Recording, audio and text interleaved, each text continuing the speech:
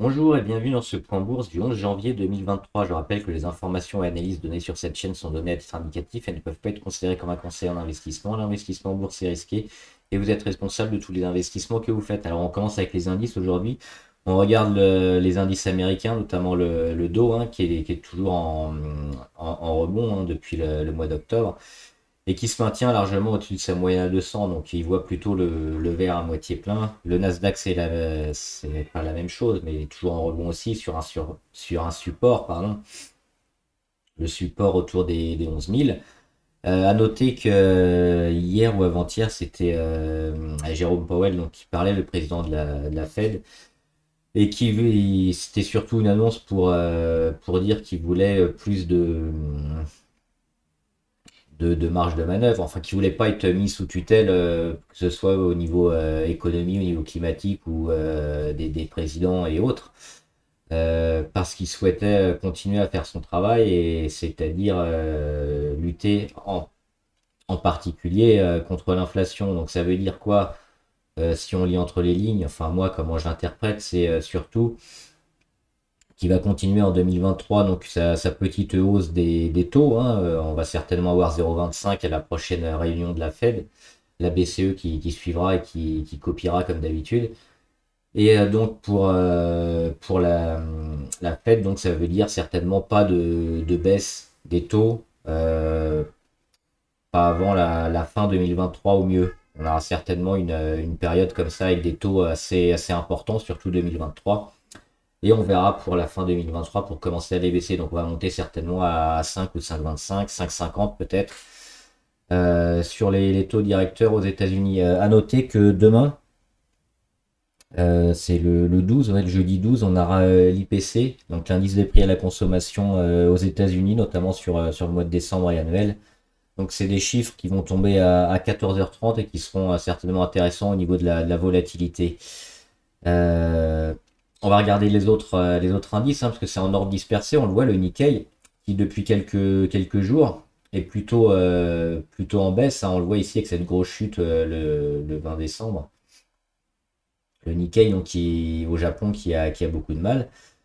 Alors que les indices américains, on le voit, plutôt résilients. Et le DAX en Allemagne, le DAX qui est un peu comme le CAC 40, hein, c'est quasiment la même courbe, en rebond depuis le mois d'octobre et qui n'a pas vraiment de limite là dernièrement, il est toujours bien haut. Et enfin le CAC 40 c'est pareil, il prend 0,8 aujourd'hui, il est quasiment au plus haut depuis avant l'invasion de la Russie en Ukraine. Donc ça fait presque un an, hein, ça fait 11 mois à peu près qu'on n'avait pas vu le CAC si haut, donc proche des 7000. Surchauffe ou pas, on verra. Pour l'instant, on est plutôt bien sur pas mal d'actions, donc on continue de suivre. Et il n'y a pas de raison de voir et d'anticiper un possible retour sur les plus bas pour le moment. On va regarder avant les quelques actions, c'est surtout les matières premières. Alors je voulais voir l'or. L'or qui continue de monter, hein, on l'avait dit ici. Donc déjà, on avait une première indication, c'était au mois de novembre, et puis la confirmation au mois de décembre. Moi, j'avais pris une position sur l'or, hein, évidemment, parce qu'on visait les 1900 et les 2000 assez rapidement. Quand on était ici sur les 1008, donc là, on se rapproche des 1900, hein, 1871. Et on va certainement y aller très prochainement, hein, sur la zone entre les 1900 et les 2000. Donc à la fois pour l'or, hein, si vous voulez jouer le métal précieux, c'est encore le moment. On est dans une belle dynamique, mais aussi les minières, pas mal de minières qui ont été massacrées, celles qui vont faire un rattrapage. Or, argent, on a Harmony Gold, hein, j'en parle souvent. On a aussi Orubis, qui est une action sur l'or intéressante, puis pas mal d'autres minières, hein, Eramet, Imeris, etc. Donc pas mal de minières intéressantes, notamment sur les métaux précieux qui sont en hausse, à l'inverse alors le CRB, c'est un indice sur les matières premières. Donc on a soja, blé, on a aussi un peu d'or et puis l'énergie aussi. On le voit, continuation de la dégradation hein, sur le CRB, ça veut dire quoi? Ça veut dire qu'on a déjà atteint le pic de l'inflation. Il était là, il était cet été, hein, le pic inflationniste. Et avec cette hausse des taux, donc on a réduit évidemment la marge hein, petit à petit. Les gens ont beaucoup plus, et les entreprises ont beaucoup plus de mal maintenant à sortir autant d'argent que précédemment, ce qui fait que les prix vont commencer à baisser, donc notamment sur les matières premières, on le voit ici.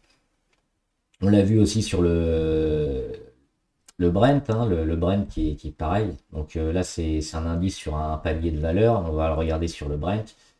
Le Brent, c'est la même chose. Hein, on est toujours aux alentours des 80, on est à 82 sur le baril.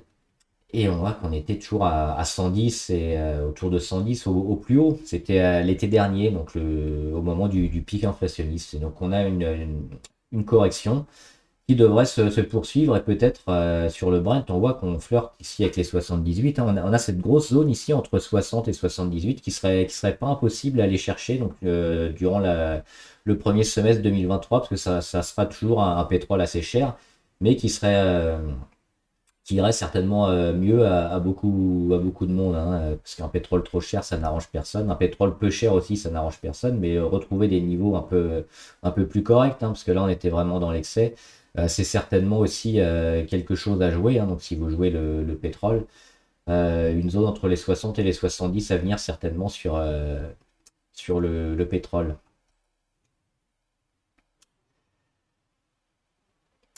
On va faire rapidement. Alors, on va pas tout faire hein. Aujourd'hui. On va faire juste quelques actions, notamment. Alors, Quantum Genomics, qui prennent plus de 50%.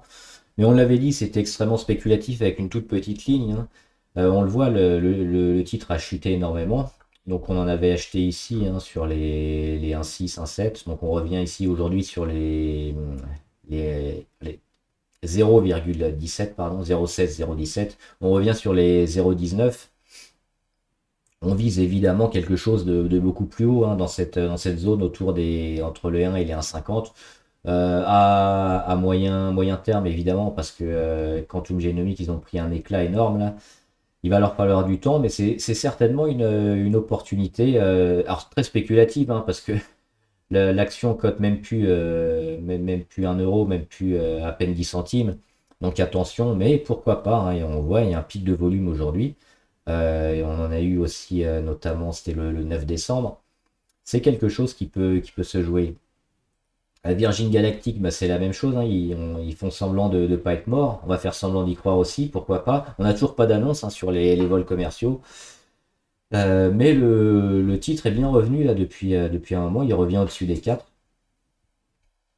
Y a rien à faire à part attendre des annonces et puis suivre un peu ce qui va se passer au niveau de l'agenda, hein, des vols habités, avec notamment, je crois que c'était 450 000 euros le vol. Le jour où ça va démarrer, on va voir l'action qui va exploser évidemment. Sartorius, ils prennent aussi 6% aujourd'hui. Alors pour autant, c'est pas forcément le déclenchement de quelque chose d'intéressant sur Sartorius. On le voit, c'est toujours en zigzag. Hein, et puis alors on rebondit sur les supports, ça c'est bien, c'est les supports qu'il faut tenir, hein, les 290 environ. Mais pour vraiment lancer quelque chose de positif, il faudra rattaquer les 320, 330 environ. Par contre, si on vient à lâcher le support, attention, le premier support ici des 290. Alors on a une deuxième chance ici sur le support des 266 environ. Ça pourrait peut-être permettre d'avoir Sartorius à moindre frais, mais ce sera un peu plus risqué si on y retourne assez rapidement. Donc là on est entre deux eaux, c'est mieux d'observer et de pas tellement prendre position. InPost, rien à dire, hein, plus 5%, ils reviennent sur leur niveau d'hier. Toujours en suivi de tendance, c'est une phase de retournement qu'on avait bien identifiée depuis un moment, donc il n'y a rien à faire. L'objectif, il est là, hein, à moyen terme, les 10,9, pourquoi pas. Et on surveille les moyennes les plus courtes pour sortir. Rémi Cointreau, on en parlait il y a quelques jours, hein, évidemment, avec cette belle congestion et puis cette sortie. Hein. On s'attendait à ce que ça explose, pas autant que ça, hein, parce qu'on prend quasiment 5% aujourd'hui. Alors voir si ça va tenir hein, prochainement parce que Rémi Cointreau, alors même si on reste toujours plutôt positif avec cette configuration qui était assez identifiable, qui nous permettait de voir une sortie vers le haut assez forte. Le graphique est plutôt neutre hein, si on regarde ces derniers mois. Donc il faudra rapidement continuer à avoir des belles journées. Si on voit qu'on rend rapidement, notamment demain et après-demain, euh, on sera un peu plus négatif sur Rémi Cointreau. Mais déjà là, si vous êtes rentré assez proche hein, ces derniers jours, vous êtes déjà en large plus-value. On peut commencer à mettre les stops hein, parce que ces valeurs-là, si ça tient pas, si on est venu buter sur la moyenne à 200 et qu'on repart après, c'est pas bon. Par contre, on est déjà gagnant, donc à vous de voir où mettre le stop loss. Ce qui n'a pas marché, on avait Novacite. Novacite, il se passe pas grand chose, on est toujours autour des 1, hein, 0,95. Hein. On attend le deuxième boom. S'il n'y a pas une deuxième réaction rapidement, ça veut dire aussi que le marché ne joue pas le Covid. C'est-à-dire que toutes les autres actions qui ont tendance à monter, c'est parce que, toutes les actions Covid qui sont délaissées, c'est parce que tous les investisseurs sont sur les actions traditionnelles avec le déconfinement de la Chine, avec l'économie qui va plutôt bien, avec l'inflation qu'on arrive à juguler. Donc tout ça fait que les actions montent et donc les actions un peu type Covid qui avaient le vent en poupe quand toutes les actions se cassaient la gueule, bah forcément celles-là elles sont un peu délaissées. Maintenant, avec les tests qui sont toujours présents et le déconfinement en Chine, je pense que Novacite a quand même une chance de pouvoir repartir. Donc on va surveiller ça, mais il ne faut pas que ça reste trop longtemps sur ces zones-là. Alors, il y en avait une autre en France. Il y avait Pernod Ricard aussi qui prend 1,5%. Et qui se rapproche hein, de sa résistance. On l'a testé, on met une mèche au-dessus, donc ça c'est bien. Moi je suis toujours très favorable hein, sur Pernod Ricard, toujours actionnaire. Inversion de tendance depuis au moins 3 séances. On est bien pour aller retester la résistance à 191 hein, et enfin la faire sauter. Et après ça nous ouvre les 200 et le retournement long terme qu'on visait sur Pernod Ricard. Donc toujours très positif sur Pernod Ricard. Et ensuite, on va faire les US qui sont intéressantes. Alors, Alphabet et RAS, hein, on a rebondi sur support, mais pour l'instant, c'est toujours très négatif. À moyen terme, on le voit, tant qu'on n'a pas cassé cette grande oblique ou qu'on n'est pas revenu au moins à minima sur les 97. Donc pour l'instant, on est dans une phase un peu de zigzag qu'il vaut mieux observer sur Alphabet. C'est pas le meilleur des moments pour entrer. Amazon qui a cassé sa première oblique, il y en a une deuxième hein, sur le rebond. Pareil, ça rebondit sur support, mais tant qu'on n'est pas au-dessus des 101, on le voit, hein, cette zone des 101 qui marque bien le titre, ça reste toujours assez tendu de se placer sur Amazon, donc attention. Apple qui s'est accroché à son support aussi, c'est la même chose. Euh, alors, Apple, on est un petit peu plus optimiste. On a cette oblique RSI là qu'on suit depuis un moment, qu'on est en train de tester. On n'est pas loin de casser.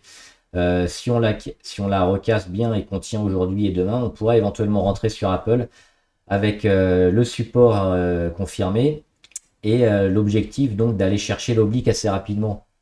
Ce serait une rentrée court terme et on resterait éventuellement sur Apple un peu plus longtemps si on venait à casser rapidement l'oblique. Mais sinon, si on vient taper l'oblique et qu'on repart, ce serait uniquement du court terme sur Apple parce qu'on voit qu'on est quand même dans une belle phase de correction, voire de dégradation, hein, surtout 2022. Et le support là qui est très important, le support des 130 qui avait été testé cet été, qu'on reteste aujourd'hui et qui est à la limite de lâcher, si on le tient pas, c'est compliqué. Donc cette action-là est quand même un peu spéculative également.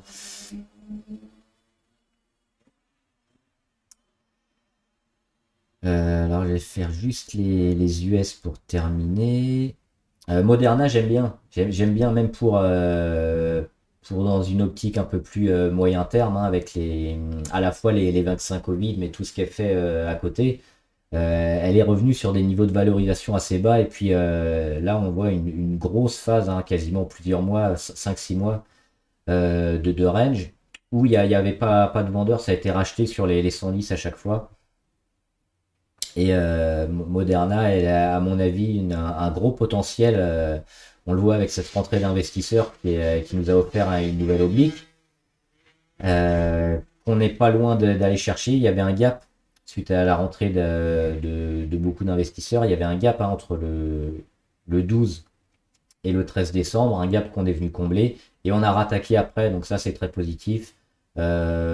Moderna, c'est probablement, on va en reparler jusqu'au printemps, une bonne pioche aussi. On se maintient au-dessus de toutes les moyennes, hein, quasiment. Niveau indicateur, on revient sur les zéros. On a fait une petite poussée, presque une consolidation à plat, hein, sur le titre en journalier. Donc tous les voyants sont au vert, hein, sur cette action.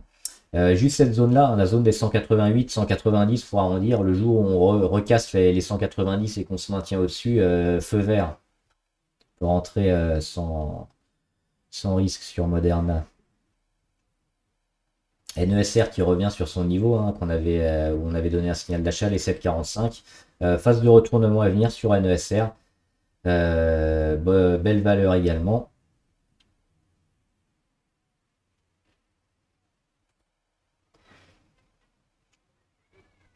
Et enfin, Tesla. Tesla qui rebondit bien, pareil, plus de 3%, mais toujours sous l'oblique, hein, la grosse oblique de correction, elle est sur un support intermédiaire. Il faut casser, il faut revenir autour des 137, 139 environ pour se réintéresser à Tesla. Avant, c'est un peu compliqué. Moi, j'éviterais. Et on a, hop, encore une ou deux.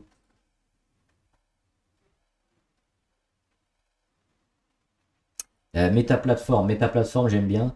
Ça fait partie des actions US qu'on peut éventuellement acheter dès maintenant, qui sont plutôt bien orientées. Elle a comblé son gap baissier, Meta Platform, elle a mis le temps.